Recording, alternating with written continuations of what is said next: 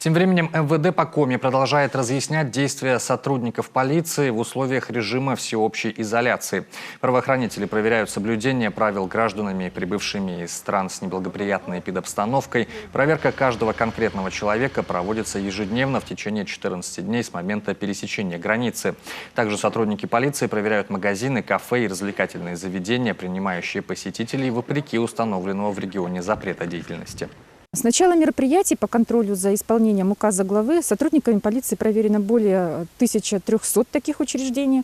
В ходе проверок в 12 муниципальных образованиях региона выявлено 79 нарушений.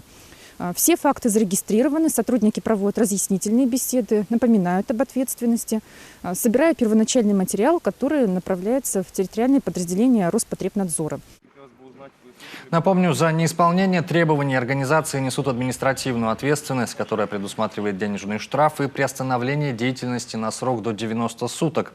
Сообщить об объектах, которые не закрылись, может любой житель Коми. Информацию можно передать и в дежурные части территориальных органов МВД по Коми.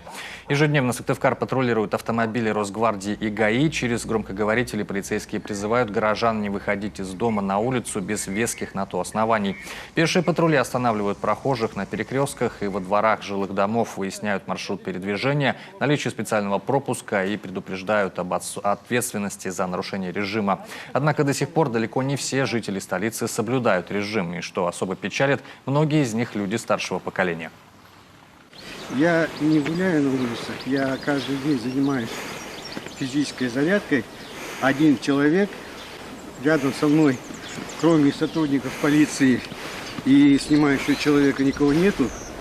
И я стараюсь избегать людей. Конечно. Понятно, привычкам. Прощайте мне заниматься физической зарядкой. Предупреждаем мужчина, что нужно идти домой. Я подчиняюсь. Режим самоизоляции у нас до 12 апреля. В особой группе риска, конечно же, находятся пожилые люди. Но далеко не все из них воспринимают призыв самоизолироваться. Так, в Сыктывкаре во время утреннего рейда в Кировском парке сотрудники полиции увидели нескольких пенсионеров, которые занимались скандинавской ходьбой, выгуливали собак. Мужчина один занимался спортом на специализированной площадке. При этом в ходе беседы граждане поясняют, что они знают, владеют информацией об ограничительных мерах, но, однако, не хотят менять своих ежедневных привычек.